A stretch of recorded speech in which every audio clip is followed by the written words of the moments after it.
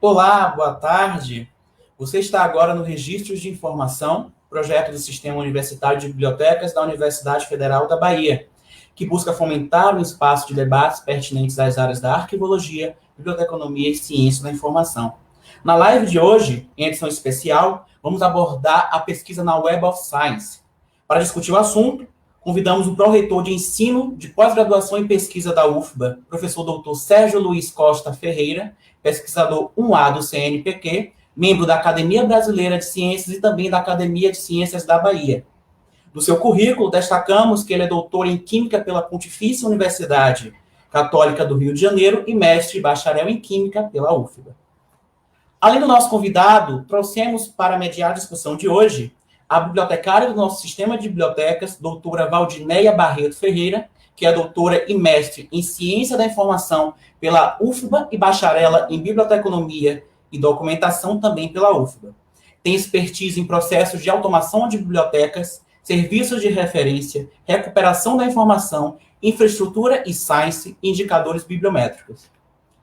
A apresentação de hoje terá duração máxima de 40 minutos. Ao final, teremos mais 20 minutos para as considerações da nossa mediadora e as perguntas do público. Gostou e quer participar? É simples. Basta mudar seu comentário ou pergunta na caixa de comentários aqui embaixo a qualquer momento. Mas sabe que a pergunta ela só poderá ser respondida no final da live de hoje, tá ok? Doutor Sérgio e doutora Valdineia, o espaço agora é todo de vocês. Boa tarde a todos, todas e todes. É um enorme prazer retornar a esse projeto vitorioso do Sistema de Bibliotecas, em que está sendo resgatado as informações, os registros de informação, e temos imenso prazer de, nesta tarde, nesse fim de tarde, receber como convidado o professor Sérgio Luiz Costa Ferreira, nosso pró-reitor de pesquisa daqui da UFBA, pesquisador 1A do CNPq, como já foi informado por Ramon, membro da Academia Brasileira de Ciências e também da Academia Baiana de Ciências. Seu currículo é extenso, vou só dar umas pinceladas para poder também não ficar muito cansativo. E no decorrer da apresentação, com certeza, o professor Sérgio vai nos brindar com alguns detalhes da sua trajetória acadêmica. Ele possui graduação em Química, bacharel em Química pela Universidade Federal da Bahia, mestrado em Química também, doutor em Química pela Universidade pela Unicamp, doutorado em Química pela Pontífica Universidade Católica do Rio de Janeiro, desculpa. E é bom registrar que o professor Sérgio é um dos cérebros da UFBA. Em uma reportagem do Correio da Bahia, do dia 28 de junho, nós tivemos esse privilégio de constatar que nós temos uma produção muito grande na UFBA e temos pesquisadores em nível 1A. E, para nosso prazer, estamos recebendo o professor Sérgio, que é um desses cérebros da UFBA. A palavra está franqueada, ele irá apresentar as entrelinhas da Web of Science, para que a gente possa conseguir desvendar o que a gente não consegue desvendar, mesmo sendo bibliotecários, porque tem algumas entrelinhas que ficam muito encobertas.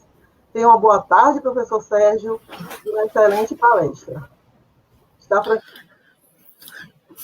Boa tarde a todos e todas. Eu quero registrar o meu prazer de conversar com as bibliotecárias, considerando que na minha vida acadêmica, como pesquisador, como professor, eu sempre fui à biblioteca do Instituto de Química. Em 2009, quando ocorreu o acidente, eu soube que queimou o quinto andar.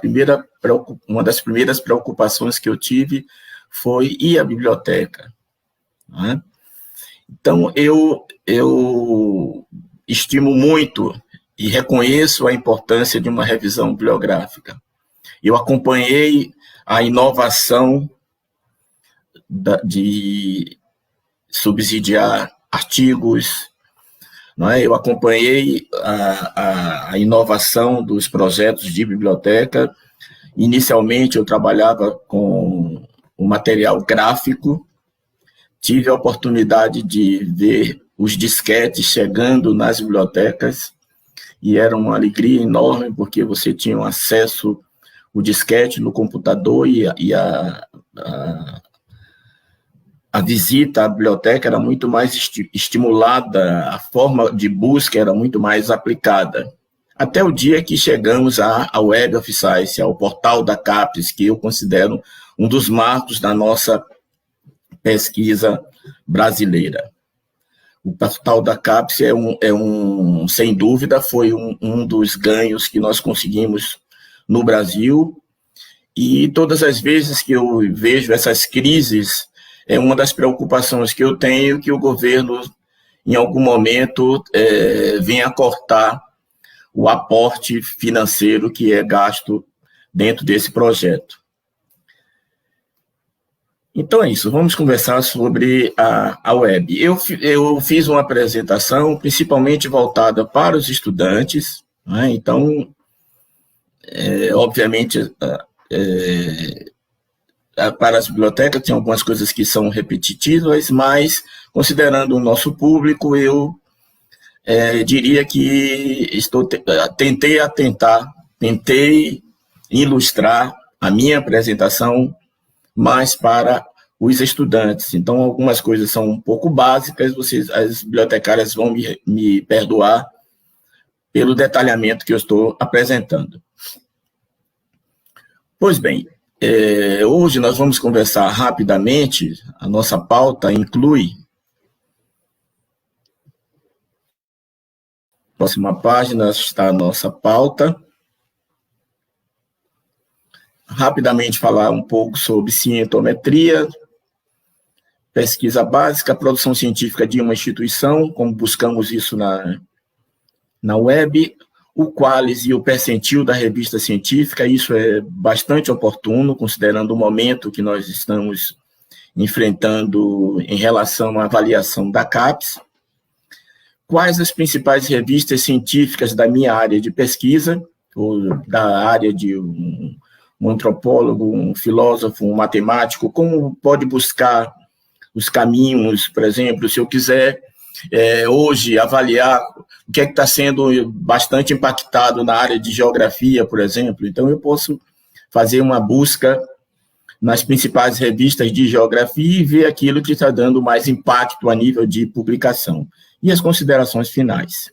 Então, inicialmente, no próximo slide, nós vamos conceituar a cientometria, e que é uma ciência definida como estudo da mensuração e quantificação do progresso científico, estando a pesquisa baseada em indicadores bibliométricos.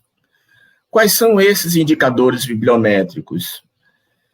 Então, nós temos aí os indicadores bibliométricos, eu destaquei apenas 4 aqui, né?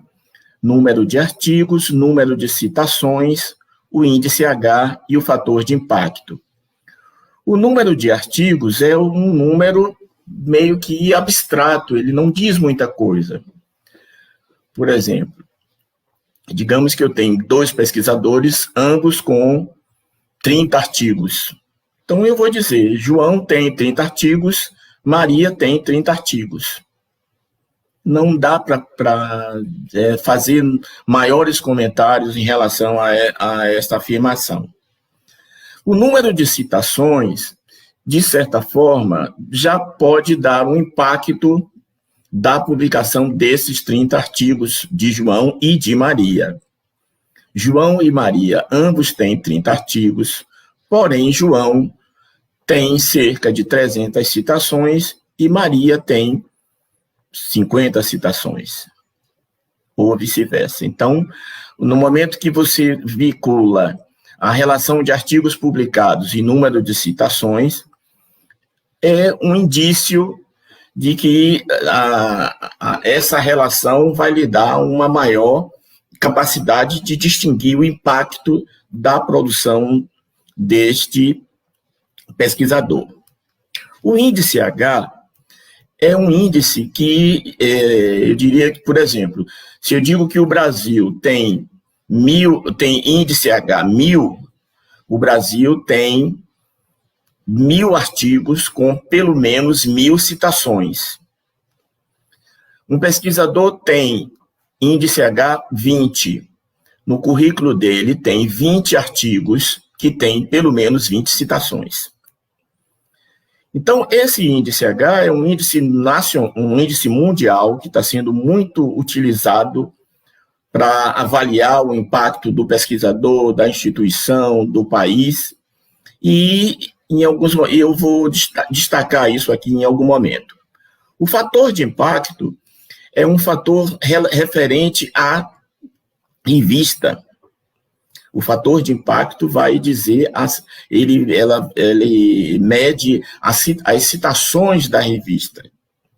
Então, quanto maior o fator de impacto de uma revista, em geral, essa revista, para você publicar nessa revista, em geral, você tem mais dificuldade. E esse índice de impacto, esse fator de impacto, às vezes chamamos também de índice de impacto, foi e é utilizado até hoje pela CAPES para fazer a classificação das revistas utilizadas pelos programas de pós-graduação. Então, ao longo da nossa conversa, hoje nós vamos falar sobre esses 4 índices que eu estou destacando aqui. No próximo slide, já vamos... Então, apresentando aqui a web, né, essa ferramenta fabulosa, né, que nos proporciona fazer... Hoje nós temos condições de ter acesso na web em qualquer lugar, eu diria que em qualquer lugar do mundo, desde que o nosso e-mail da UFBA esteja funcionando, não é? Então, nós podemos acessar. Eu já acessei essa base nas minhas viagens no Brasil e fora do Brasil com muita facilidade. No passado, nós precisávamos ter o computador estar ajustado para isso. Hoje, nem isso precisa mais. Basta você acessar o acesso CAF. Então, no próximo slide, já vamos começar a conversar sobre ela. Então, como acessar a web? Então, aqui nós temos, você tem que ir no portal de periódicos da CAPES, tem um acesso CAF aqui, essas setas que eu estou colocando aqui é para facilitar justamente, depois eu posso disponibilizar esse material para vocês, e aí vocês podem trabalhar melhor isso aí. Então, vai acessar aqui o acesso CAF, no próximo slide vai aparecer essa página aqui, que eu vou digitar aqui UFBA, não é? No próximo slide já vai aparecer isso aí. Coloquei aqui UFBA, dou um OK. Também não sei, nós da UFBA vamos escrever OK, se alguém é da Federal da UFOB, vai obviamente usar o provedor da sua universidade. Acessa aqui o login, a senha, acessa, e agora, na próxima página, você vai encontrar, o periódico vai levar você para essa página daqui, onde tem buscar base. Aí você clica em buscar base aqui, procura o W de web, marca o W aqui, e vai aparecer aqui o Web of Science. E aí você clica nessa base aqui, já vai aparecer. Tá? Olha a web aqui. Posteriormente, na próxima página, já vem a página para nós fazermos as nossas pesquisas. A pesquisa básica. A pesquisa básica seria aquela que eu tenho aqui uma série de possibilidades. No próximo slide eu vou mostrar a vocês.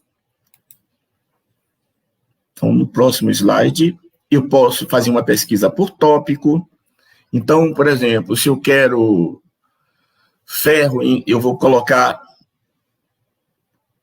Eu tenho aqui o tópico, eu tenho a pesquisa, eu posso fazer a pesquisa em português ou posso fazer a pesquisa em inglês. Obviamente, a maioria dos dados da web vai estar em inglês, né? Então, se eu quiser somente o ferro, eu vou colocar o iron.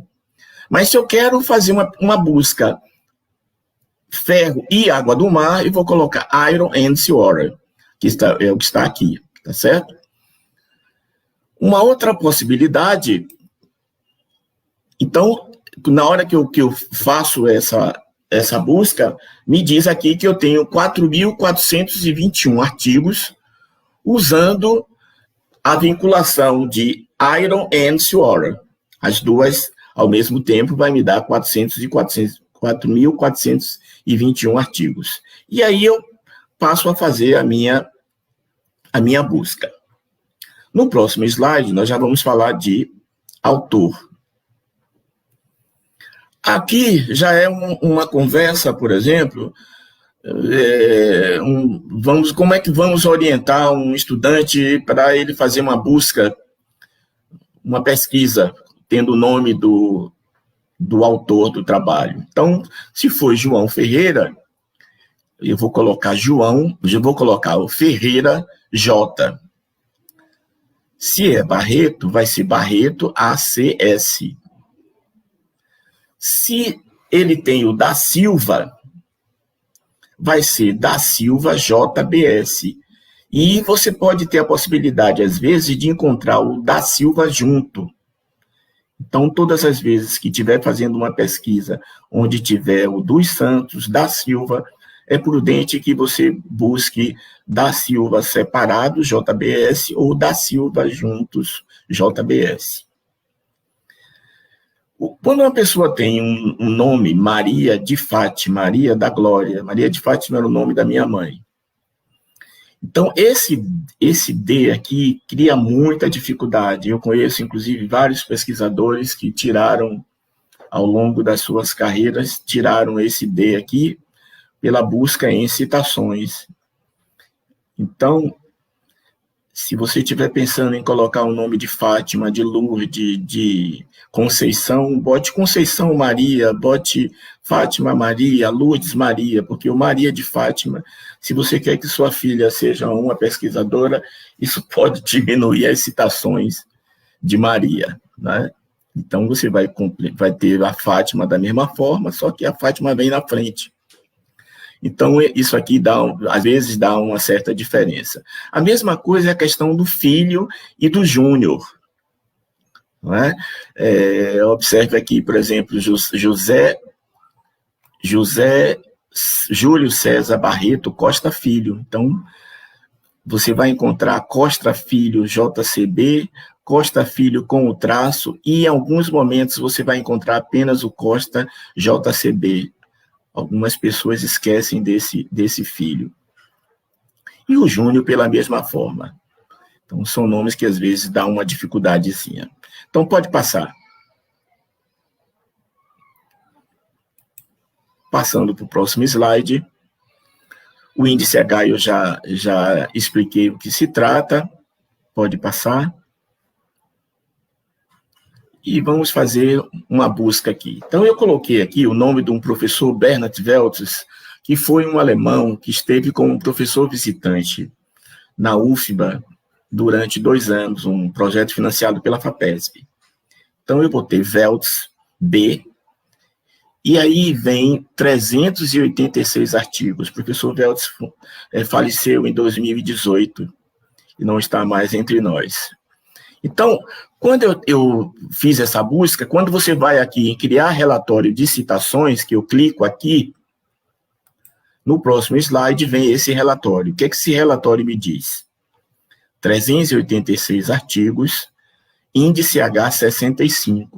Ou seja, desses 386 artigos do professor Weltz, 65 tem pelo menos 65 citações. Também ele tem 14.663 citações. E aqui, sem autocitações, 13.399. É muito comum, às vezes, nós avaliarmos esses dois parâmetros, número de citações e número de sem autocitações. Por quê? Nós, no momento que eu faço uma publicação minha, é importante que eu cite alguns artigos meus. Aqueles artigos que são pertinentes, aqueles artigos que vão dar uma base de conclusão daquilo que eu estou apresentando naquele manuscrito, é importante que eu o cite. Mas eu não posso citar meu currículo Lattes todo em um artigo simplesmente para aumentar o meu número de citações e para favorecer o meu índice H. Então, isso não é ético. Quando é que eu posso citar muitos artigos? Quando eu faço, por exemplo, um artigo de revisão em um tema que eu sou expert. Então, eu posso citar todos os meus artigos, obviamente tenho que ver como vou citá-los, não vou citar por citar, mas eu vou ter que apresentar de alguma forma aqueles artigos que mostram a minha experiência no tema que eu estou apresentando como um artigo de revisão. Então, todos esses índices bibliométricos são passíveis de discussão, não é? E passam pela ética do pesquisador que está envolvido nesses números. Pode passar. Buscando a produção científica de uma instituição.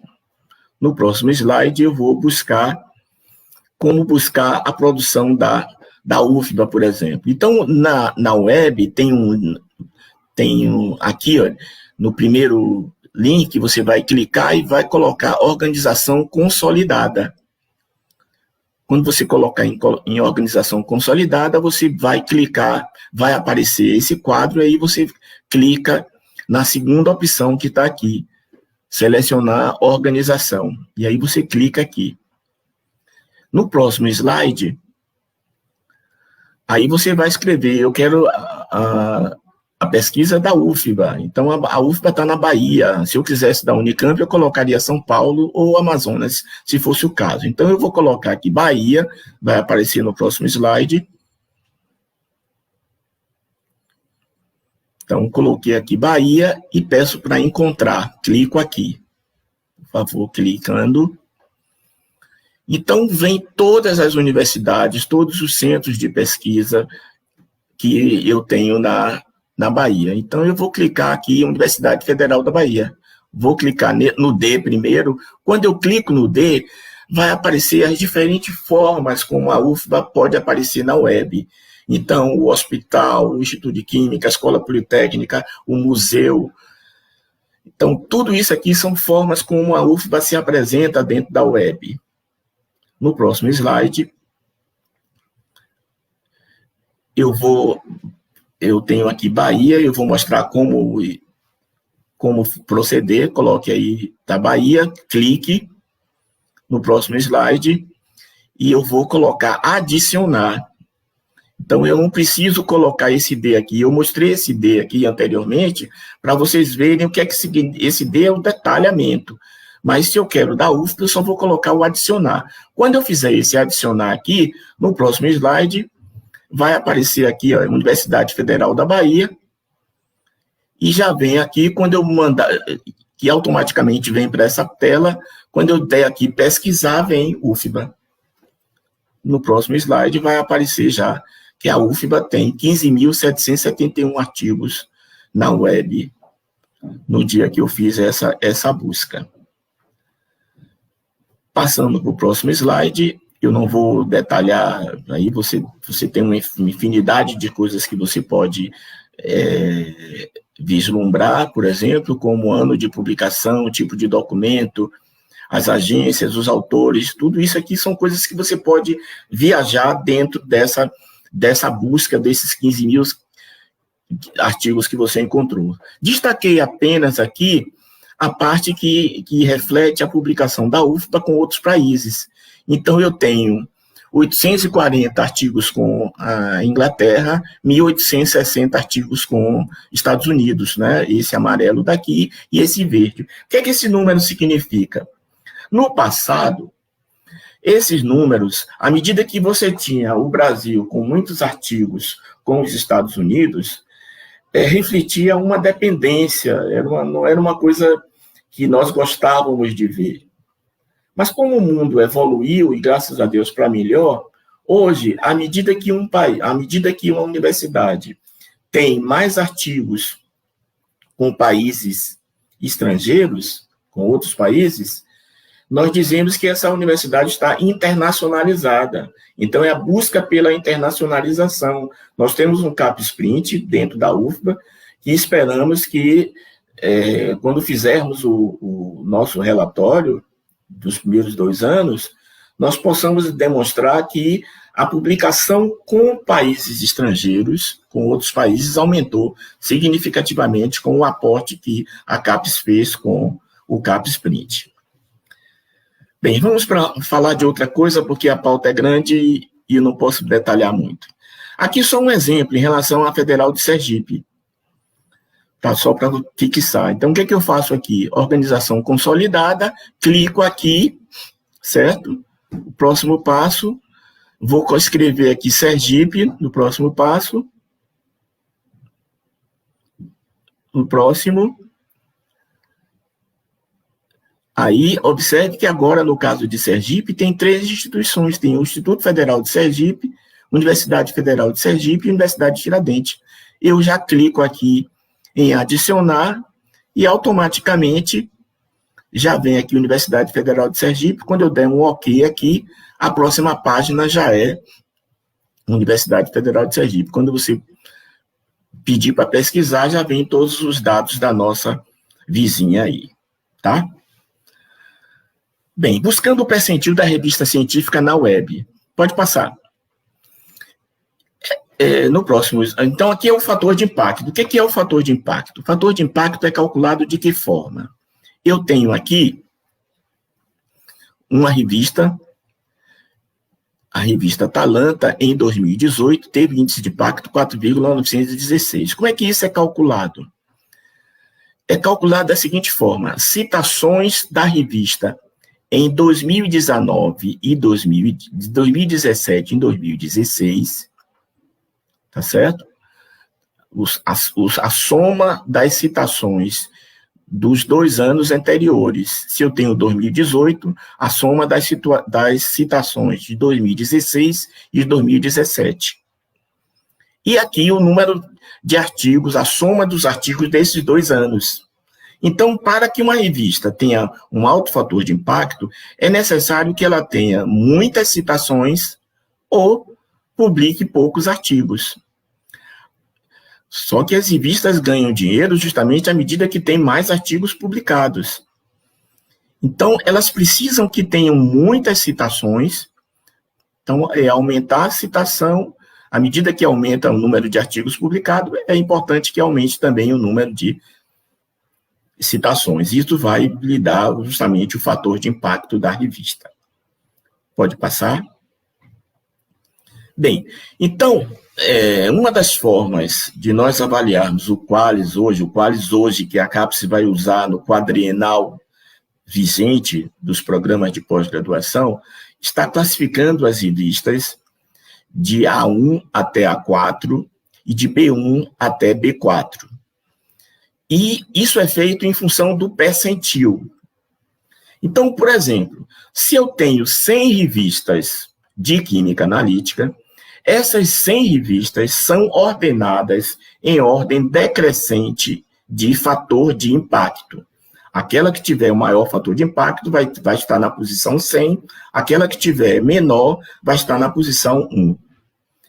Ora, se eu tenho isso escalonado de 1 a 100,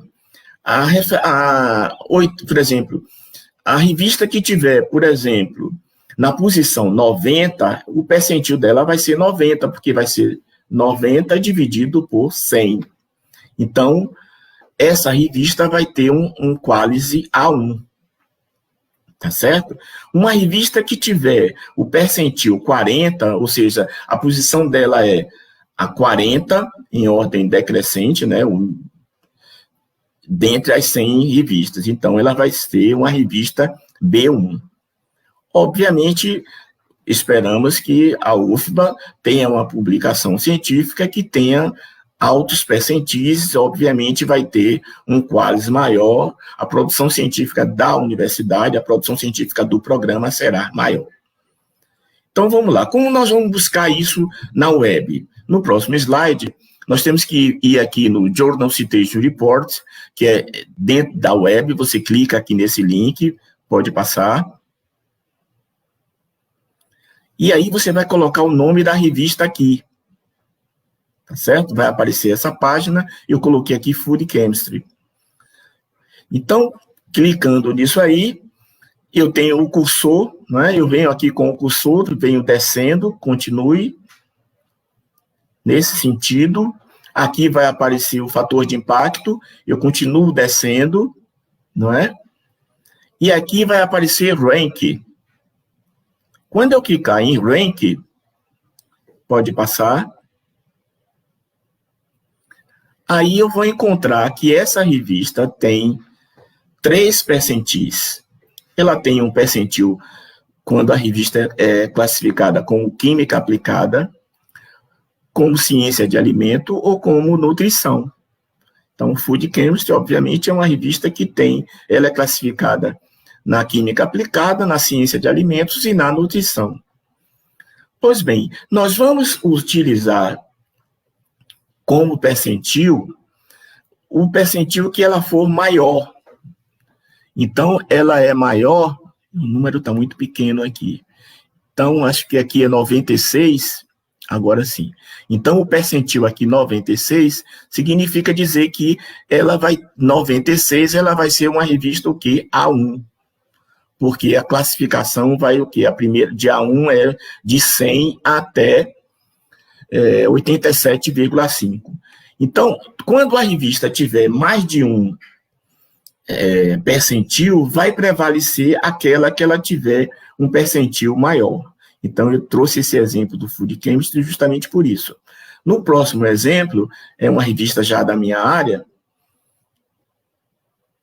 Nesse quadro aqui, você pode olhar também, depois viajando, que o Brasil publica muito nessa revista. Então, a nível de Brasil, é uma revista muito importante na área de alimentos. O Brasil é o 4º a publicar.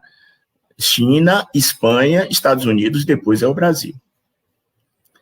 No próximo slide, eu vou mostrar a vocês agora o fator de impacto da revista Atalanta. Então, a revista Atalanta é uma revista de química analítica, dando prosseguimento, seguindo aqui o cursor, como eu falei para vocês, vamos buscar o rank. O rank aqui. No próximo rank nós vamos encontrar, agora nós já vamos encontrar o percentil, olha ele aqui, ó. Então, a Atalanta é uma revista que só é de química analítica. Então, ela não tem uma outra classificação.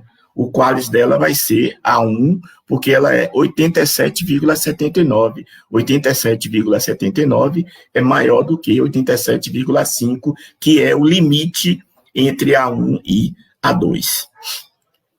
Estou correndo um pouco, porque me falaram de 40 minutos, eu não sei se eu vou conseguir, mas vamos lá. Buscando as revistas da minha área de pesquisa.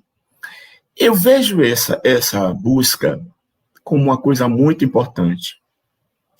Então, aqui é uma busca por categoria. Então, eu vou clicar aqui, certo? E vai aparecer essa página aí, que está aí. Então, por favor, amplie essa página. Então, vejam, quando eu faço essa busca no Journal Citation Report, que eu faço uma busca por categoria, eu tenho... vai aparecer essa primeira tela. Observe que isso aqui está numerado. 1, 2, 3, 4 e 5. Essa ordem que está aqui é o número de jornais que são indexados pela web em relação a essa área de pesquisa. Então, ter uma revista dentro da base da web significa dizer que essa revista passa por um crivo, tem que atender a 28 requisitos avaliados por um comitê, não é isso? E de uma exigência enorme. E olhe que isso não passa por dinheiro. Embora a web seja um portal caro, não é? O fato de você ter uma revista indexada na web não significa dizer que isso foi pago a Clarivate. Não, muito pelo contrário. Então, o que acontece? Então, por exemplo, voltando aí, por favor, o slide anterior e amplia aí, para a gente discutir um pouquinho mais isso aqui. Então, por exemplo, na área de economia, a área de economia é a área que tem mais jornais publicados dentro dessa base. Ela tem o quê? 371 artigos.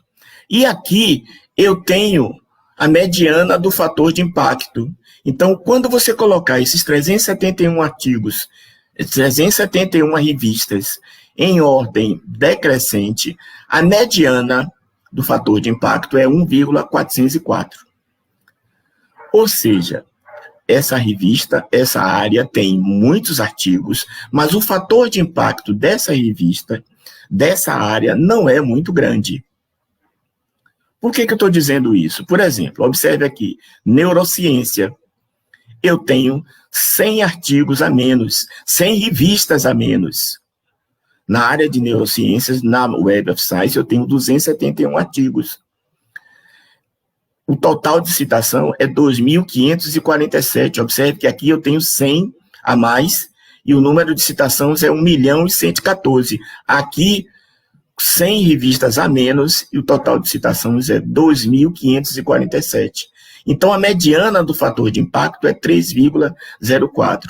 O que isso significa? Isso significa, quando você avalia esse quadro, que o fator de impacto de uma área depende fundamentalmente da área. Nós não podemos comparar o fator de impacto, não podemos comparar índices bibliométricos de pesquisadores de áreas diferentes.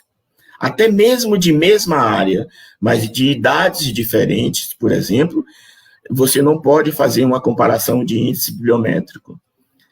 Eu tenho 30 anos de idade, UFBA, então os meus índices bibliométricos não podem ser comparados com um aluno meu que formou em 2004, por exemplo, em 2014, justamente por causa o histórico, tudo isso vai influenciar nos índices bibliométricos. Então, esta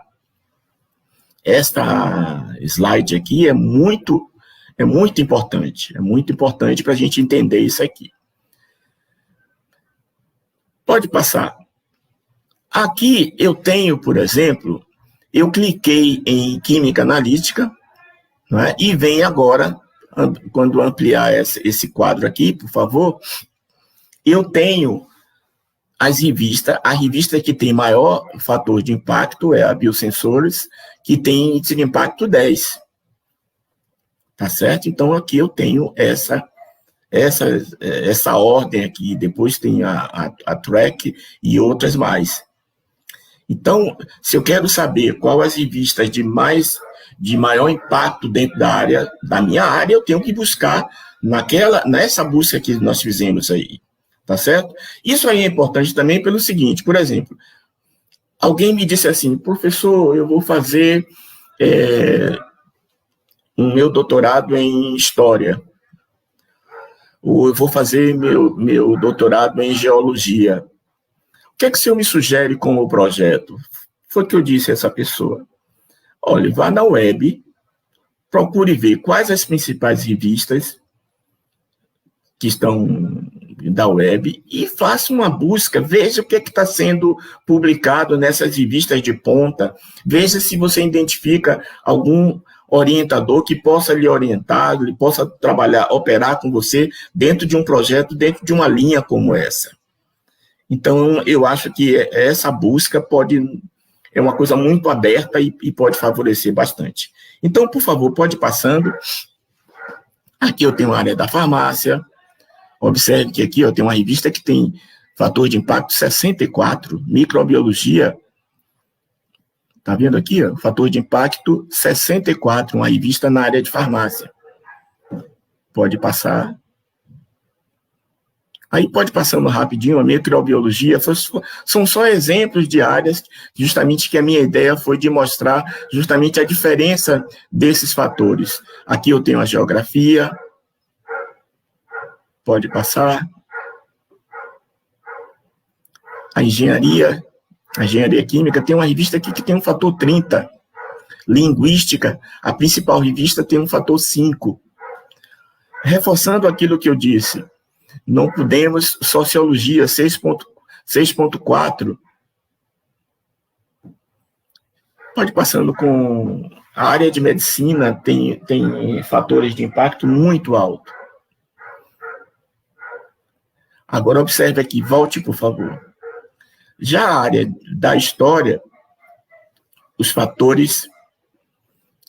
fator de impacto é um número menor. Por isso, reforça aquilo que eu disse. Não podemos comparar pesquisadores de áreas diferentes, porque cada área tem a sua especificidade, cada área tem a sua forma de publicar. Então, por exemplo, a Web of Science deixa claro que as revistas de artes não têm fator de impacto para justamente evitar essa discrepância em relação às outras áreas. Por quê? Porque a área de artes tem uma tradição muito grande em publicar na forma de livros. Então, por enquanto, a Web of Science não está fazendo esse registro de fator de impacto de revistas da área de artes. No próximo slide, nós temos as considerações finais.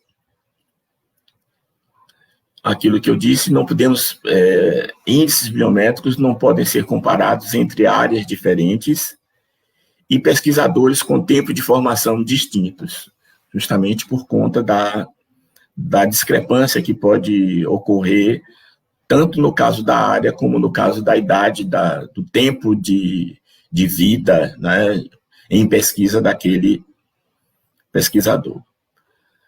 Essa questão da área de artes eu já destaquei aqui também, e a importância do portal de periódicos.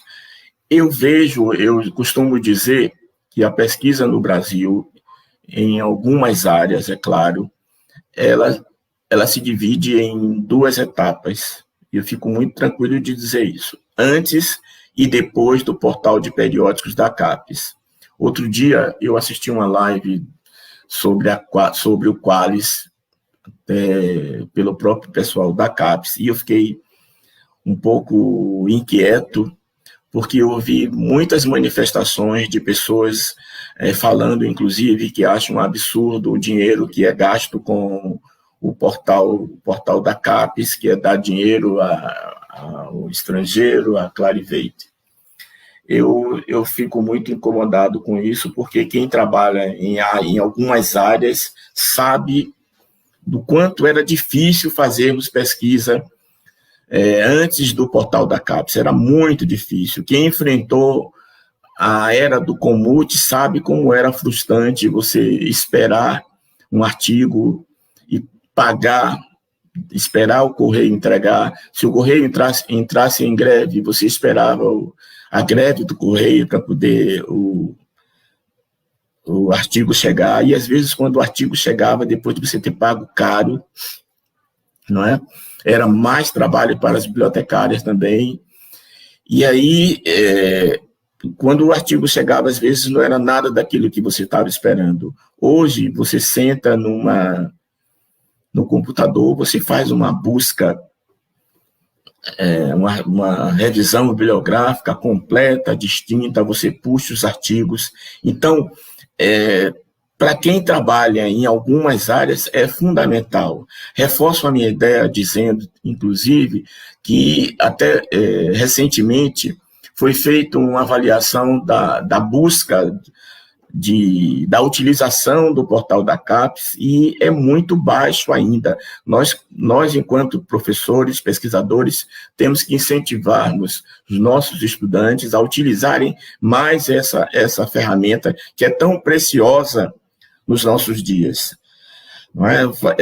O meu exame de qualificação, eu utilizei Eu fiz dois projetos, no final ficaram engavetados, nunca foram publicados, e eu fiquei durante um período enorme dentro da biblioteca da PUC, e na época era um lencinho, não era tão comum um lencinho de papel como a gente utiliza hoje, era latinha de Vic e o lenço mesmo, porque a alergia era braba e eu tinha que futucar aquelas revistas antigas.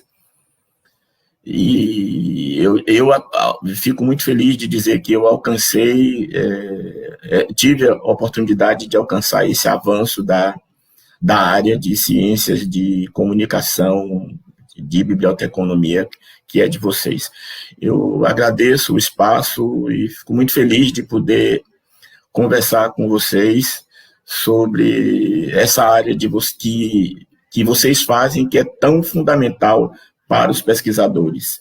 Quando não tinha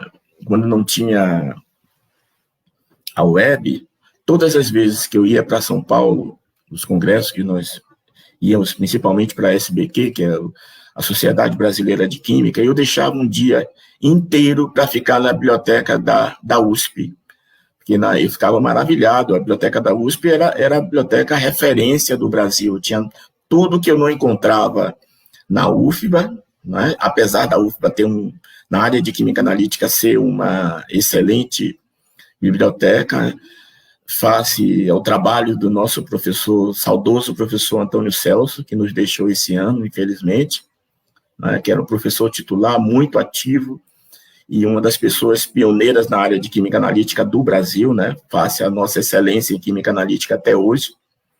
A nossa biblioteca sempre foi muito boa. Eu quero aproveitar e agradecer de público a Maria Alice, a Ana Hilda, a Egídia, uma senhora que eu acho que já não está mais entre a gente, que eram pessoas que trabalhavam na biblioteca e nos davam um apoio enorme. E eu sempre dependia da biblioteca. E, às vezes, dia de sexta-feira de tarde, eu vou falar agora de público, Alice, Anailda, me empresta esse livro aqui. Não pode sair não, professor, que esse livro não empresta. Por favor, eu preciso. E aí estou entregando elas e agradecendo mais uma vez, dizendo a ela que eu reconheço da importância da biblioteca para os pesquisadores. Muito obrigado. Professor Sérgio, o senhor não sabe o quão é gratificante para nós, bibliotecários e bibliotecárias, ouvir uma fala dessa referente ao nosso trabalho. Trabalhamos como formiguinhas, tentamos levar ao máximo a informação aos nossos usuários, pesquisadores, alunos, estudantes, mas ter o reconhecimento de público é extremamente gratificante e importante, muito, muito importante.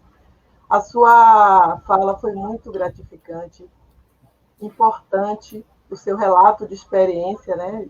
A sua experiência vivida dentro de uma biblioteca, o seu percurso como estudante, acadêmico, pesquisador, muito, muito, muito, muito gratificante. Muito obrigada. Eu me coloco aqui na posição de bibliotecária para agradecer essa fala e ser como é importante o reconhecimento.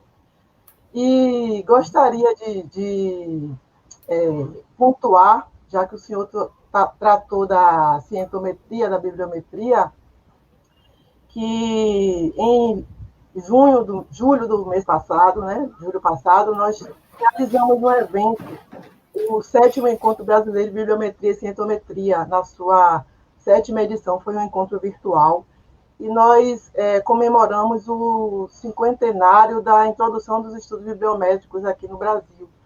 E teve uma palestra extremamente enriquecedora da professora Lina Vânia Pinheiro, que trouxe toda a trajetória desses estudos aqui no Brasil. Para quem quiser depois consultar, está disponível na página do evento, continua no canal do YouTube do evento. Como foi pontuado a bibliometria e cientometria, achei que era importante registrar.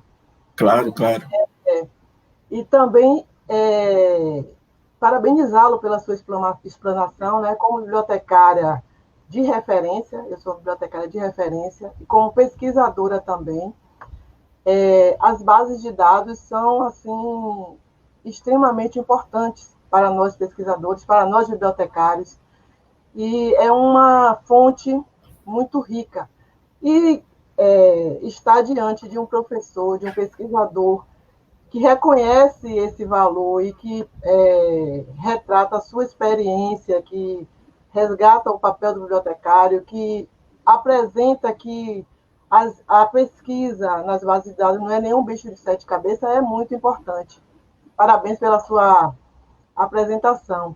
Eu, como bibliotecária, mesmo nos meandros das buscas, a gente, às vezes, se depara com algumas dúvidas, né? E é sempre bom ter alguém que nos revigore a nossa memória, para que a gente consiga lembrar alguns detalhes e as entrelinhas, que às vezes nem sempre estão claras.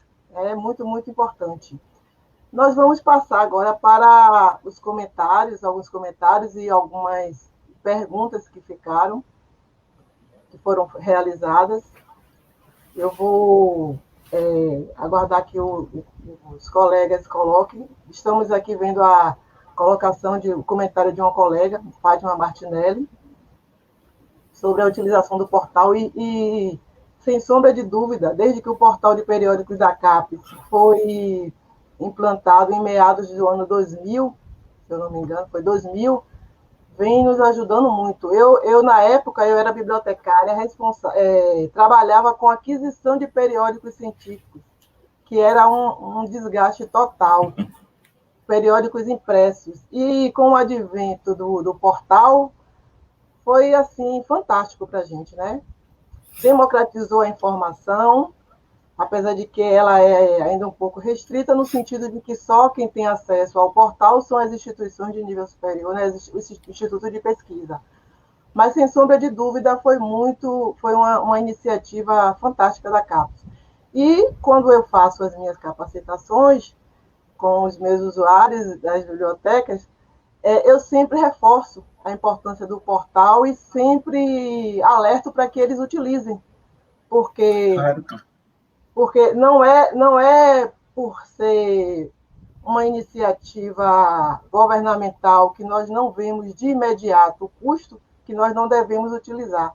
Devemos utilizar, sim, para que esse portal permaneça, principalmente nesse atual contexto, em que a gente não sabe quando serão mantidas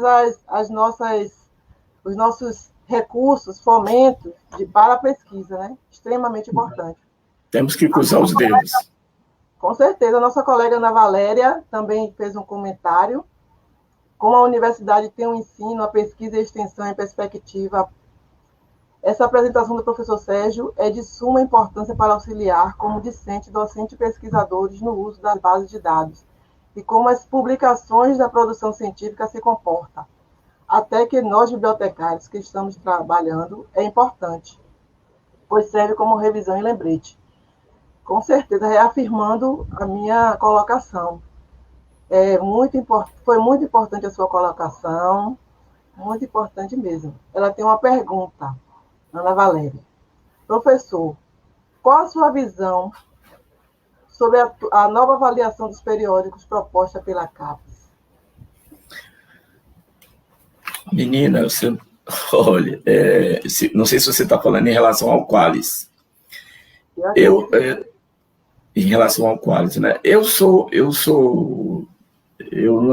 Na época que o Qualis foi estabelecido, muita gente foi contra, e até hoje eu ouço muita gente falando o contrário, não sendo favorável à ideia do Qualis. Na minha área, o professor que estabeleceu isso, o professor Jair Dupont, da Universidade Federal do Rio Grande do Sul, que era o coordenador de área na época, ele colocou a área da química lá em cima. Então, para ser um artigo A1, tinha que ter um fator de impacto enorme. E as revistas brasileiras foram, de certa forma, muito prejudicadas, porque chegou uma hora, e eu diria que até hoje, alguém que está querendo realmente ter um currículo a nível de competição dentro do CNPq tem que estar muito preocupado, tem que estar muito ligado na questão do quadro da química, dentro da minha área, entende? Então, com isso, voltou a área toda para as principais revistas mundiais. Nós temos revistas brasileiras que têm fator de impacto, que são consideradas pela área, que é o JBCS, a Química Nova, a Eclética Química, e tem uma outra revista também, mas, na maioria das vezes, os pesquisadores estão voltados a procurar as revistas de maior fator de impacto. Quando isso ocorre, a química como um todo cresce. Então, eu vejo dessa forma, que para a química brasileira teve um impulso muito grande, o Qualis estabelecido pela CAPES, justamente por essa coisa de jogar para cima. Quando você comparava o Qualis da química com outras áreas, a diferença era absurda. Às vezes, uma revista que era B2 na química era 1 em outras áreas. Agora, com esse novo Qualis, isso não vai mais acontecer, né? O Qualis agora é único. Se é A1 em uma área, vai ser A1 para todas as áreas. Não sei se eu respondi o que ela perguntou. Eu acredito que é uma nova reestruturação e nós vamos ter que nos adaptar, né?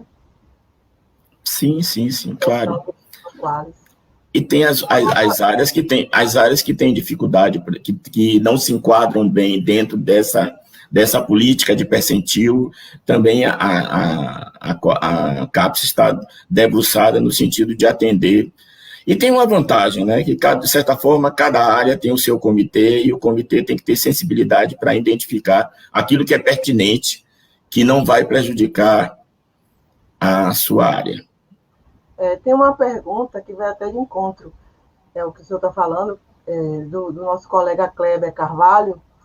Ele pergunta: professor Sérgio, assim como é inviável comparar periódicos de áreas distintas, é possível inferir que não convém comparar periódicos de países diferentes, porque a concentração de periódicos credenciados em determinados centros favoreceriam as citações dos mesmos? Não sei, porque... Olha, eu imagino o seguinte, Kleber: se for um periódico que esteja dentro de uma base, dos corpos da Elsevier ou da Clarivate, ele passa pelo crivo que todas as outras revistas vão passar, assim como as nossas revistas brasileiras passam. Então, não sei. Por exemplo, os chineses publicam muito, então as citações das revistas chinesas talvez sejam impactadas por eles próprios. Eu teria que pensar para lhe dar essa resposta com mais propriedade.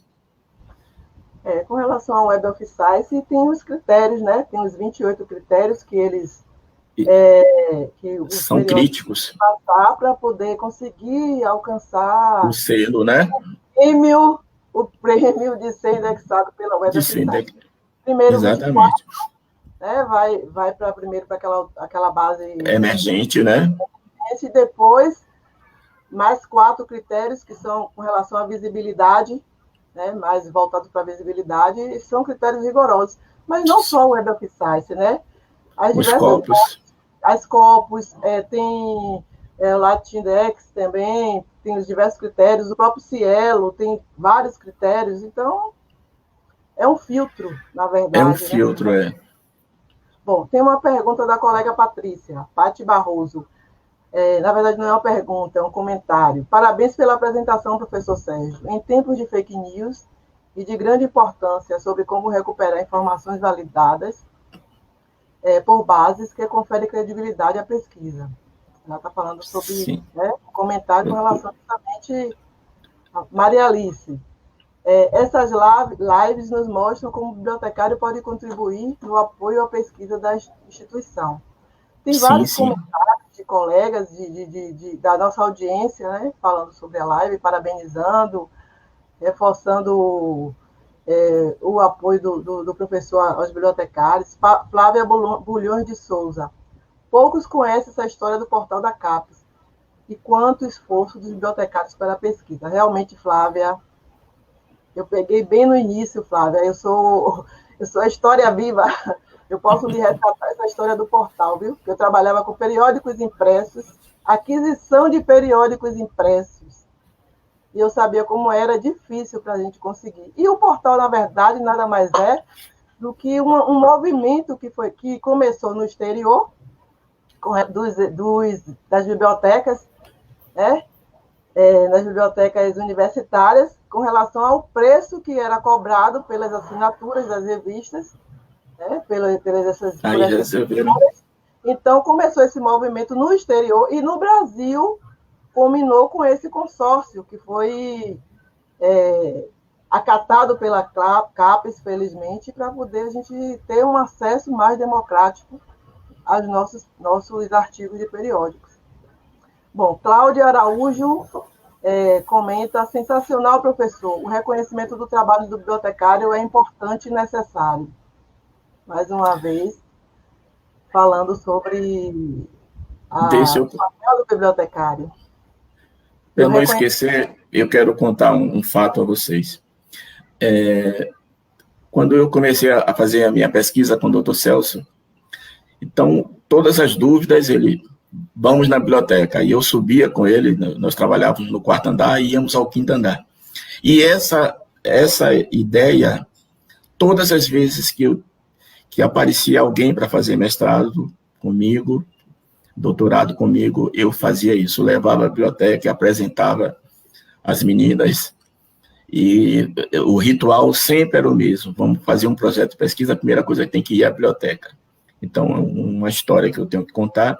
E outra história é que, quando apareceu o portal de periódicos, eu fiquei um período que eu não dormia direito, porque chegava em casa, às vezes, ficava fascinado com o que eu estava buscando, com o que eu estava vendo aquilo ali, até... Muita informação.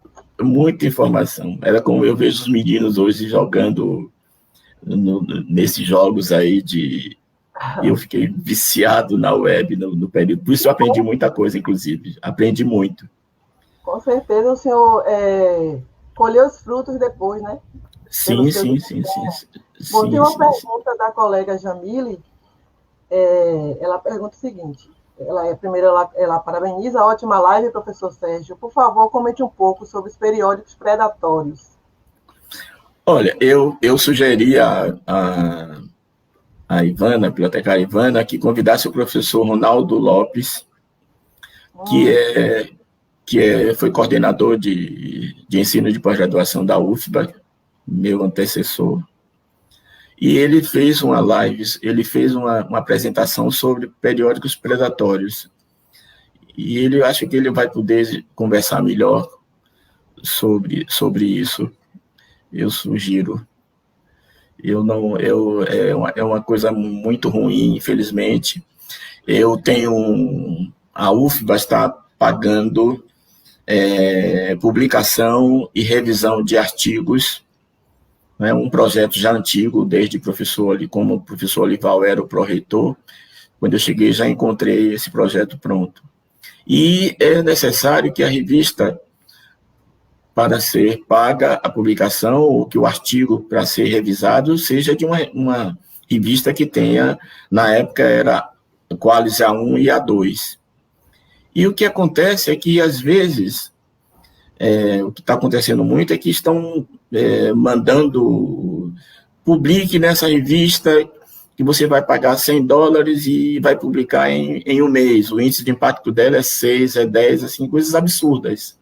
E, infelizmente, alguns dos nossos colegas pesquisadores ainda, por falta de informação, eu diria até de experiência, em geral isso acontece com o jovem, naquela ânsia de melhorar o seu currículo, e caem nesse conto dessas revistas.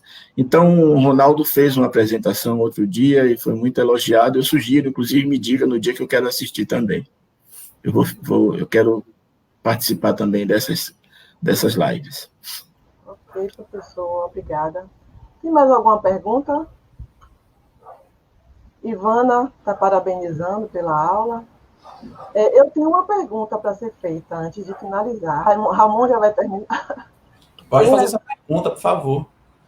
Bom, deixa eu fazer uma pergunta para finalizar. Professor Sérgio, como um pesquisador consagrado, né, com diversos artigos publicados, como editor de periódicos, revisor de periódicos, como pró-reitor de pesquisa, como o senhor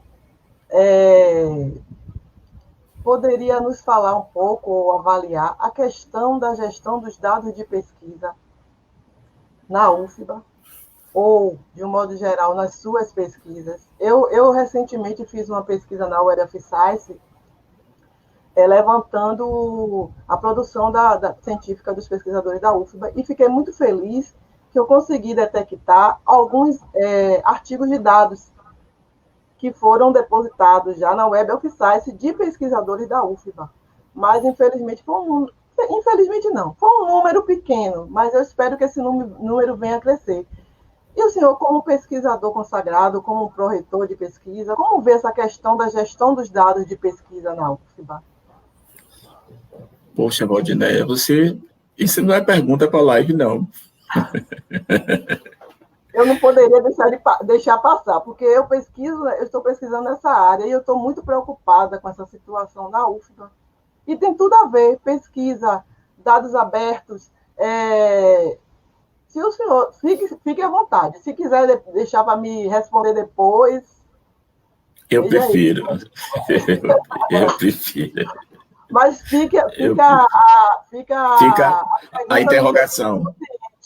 Tá certo. Ver como tentar resolver essa questão. Você acha que é um problema... É uma questão urgente que a gente tem que começar a tentar na UFBA. Tem várias universidades que já estão à nossa frente nessa situação, com vários planos já de gestão de dados. E a demanda é grande, né? Nós já estamos recebendo, inclusive, recentemente eu recebi uma consulta de uma colega que um pesquisador procurou saber sobre a questão dos dados abertos, se a UFBA já tinha alguma forma de depositar. Fugi um pouquinho só da sua live, do seu tema, mas tá tudo dentro, porque não deixa de ser questão de... Não, Seria interessante a criação de um periódico de química na UFBA? A pergunta de Kleber. Precisamos de investimento. Eu acho... Das universidades. A criação de um periódico. Seria interessante de um periódico de química na UFBA? Olha, eu acho que o investimento é muito grande, Kleber. E precisa de... Hoje, depois que você, como o Valdinéia, inclusive, lembrou aí, os 28, se nós tivermos que fazer isso, nós vamos querer ficar pelo menos entre os emergentes. E os 24 critérios não são fáceis. Então, eu acho que é muito robusto a questão. E na área de química, principalmente, só vale a pena você ter um artigo que você tenha uma competitividade com as outras revistas para que seja motivo de publicação eu diria que com êxito dos pesquisadores nos seus respectivos programas. Então, é um pouquinho arriscado fazer um investimento nesse sentido, porque corre o risco de não ser a comunidade da pós-graduação não se voltar para isso, a não ser que seja uma coisa muito bem articulada com a Sociedade Brasileira de Química, é possível que possamos ter. E aí, nesse caso, eu acho que não seria da UFBA, seria um novo periódico com uma outra visão.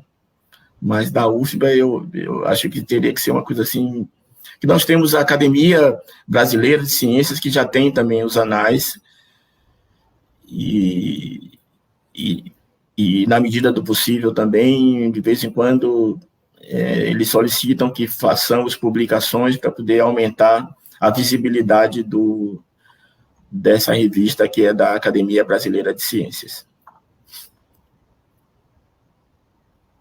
Ok.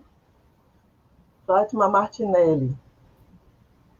Para as áreas que publicam menos em periódicos, como ciências humanas, Quando é posta em equivalência com as áreas de química, medicina, creio que o indicador terá representação menor. Isso não prejudica essa área? Não, de maneira nenhuma. É justamente o que eu falei. Não se comparam, né? Não se comparam. Se uma pessoa comparar os indicadores de uma área de química com uma área de medicina, com a área de história, com a área de ciências humanas, é ignorância da pessoa em fazê-lo, porque isso aí não tem muito sentido. Eu fiz questão de mostrar, inclusive, sempre mostro aos meus alunos, aquela transparência que fica evidente a quantidade de artigos, a quantidade de revistas, né?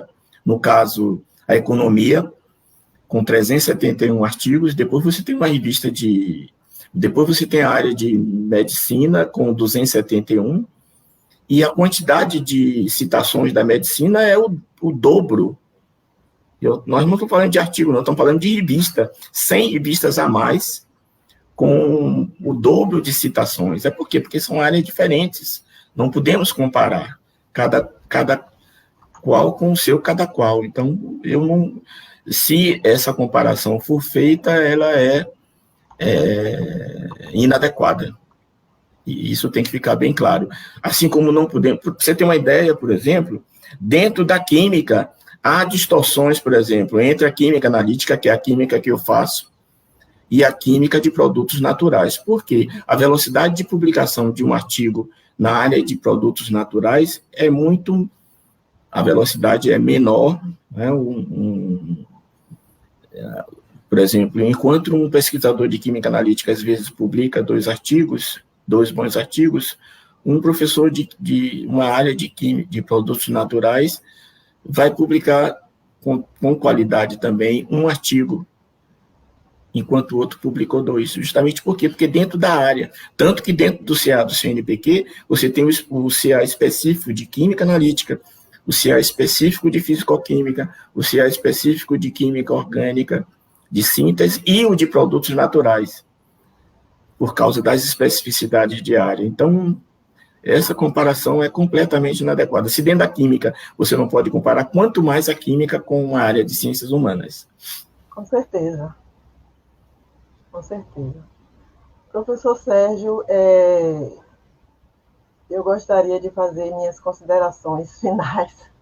Não, com certeza, foi ótimo.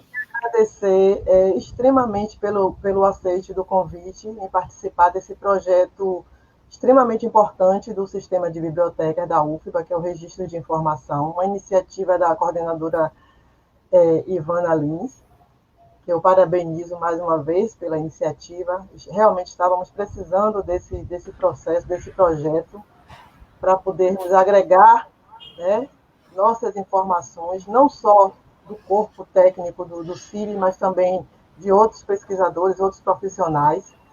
Então, é uma iniciativa fantástica. E a experiência que nos foi brindada, nos foi agraciada nessa tarde, foi muito rica, né? E nós, bibliotecários, que estamos na lida do dia a dia dessas pesquisas, podemos tirar algumas dúvidas, né, sanar, e não vou esquecer da minha pergunta. Tá certo. Vamos conversar. Tá certo. Vou colocar depois, entendeu? Eu passo a palavra agora para Ramon, para que ele dê continuidade à live, né? E o senhor tem alguma consideração a fazer, antes que eu passe para ele? Eu quero agradecer, muito bom, muito oportuno essa conversa, reconheço o trabalho de vocês, apesar da web ter me deixado um pouco mais, não posso usar a expressão livre de vocês, não, me deixou mais solto, né? Autônomo. Ficou assim, autônomo, me deixou mais autônomo, mas é importantíssimo o trabalho de vocês, reconheço. E também, rapidamente, eu tenho também que agradecer pelo convite de Ivana, né, para poder mediar, e pela experiência que me foi, que eu pude ter com essa participação nessa live. Muito obrigada, Ivana, pelo convite, e a todo o grupo do Registro de Informação. Quando tiver eventos de cientometria, me convidem, por favor. Tá certo. Eu Nós tivemos um esqueci evento de falar. nacional. Eu esqueci de falar para vocês que não sei se vocês tiveram acesso ao congresso, a live que eu fiz no congresso da UFBA foi índices bibliométricos na CAPES e no CNPq, a importância dos índices bibliométricos. Esse evento que eu me referi logo no início, é um evento nacional, foi a 7ª edição. Tivemos que fazer a edição virtual, porque por causa da questão da pandemia, né, que seria presencial, mas mudamos o formato. E foi um evento do Programa de Pós-Graduação em Ciência da Informação, da UFBA, e do ICI, Instituto de Ciência da Informação. Como eu sou membro do grupo de pesquisa em estudos biométricos e cientométricos, eu estava na organização e na coordenação. E também colaboração do CIB e de várias outras instâncias. Uma pena, não sabia. Um prazer, Ramon, um prazer, Valdinéia, muito obrigado. Infelizmente, o nosso tempo de hoje esgotou da nossa live, né? Já alcançamos aqui 1h15 de live. E, novamente, eu gostaria de reforçar, em nome do Registro de Informação, os nossos agradecimentos à participação do nosso convidado, da nossa mediadora, e também a participação do público, mandando seus comentários e fazendo suas perguntas. Acredito que foi muito enriquecedor, né? E vamos aí nas próximas lives, trazendo mais conteúdo de qualidade para o nosso público. Nesse momento, eu gostaria de informar que na próxima semana que vem, no mesmo horário, na próxima quarta, no mesmo horário, a partir das 17 horas, aqui nessa mesma página do CIB, vamos realizar uma nova live com novos convidados e um novo tema. Para saber mais sobre essa live, você pode seguir a gente no Instagram, curtir a nossa página, esta página aqui no Facebook. E também, se por algum motivo você perdeu a live de hoje, ou chegou atrasado, etc., você pode entrar no nosso canal no YouTube CIB UFBA, e lá você pode acessar o canal, fazer a sua assinatura, ativar o sininho para receber qualquer notificação de qualquer publicação nova, e lá você vai poder assistir na íntegra a live de hoje e também as lives que já realizamos anteriormente. No mais, é isso. Tenham uma boa noite. Tchau. Até a próxima.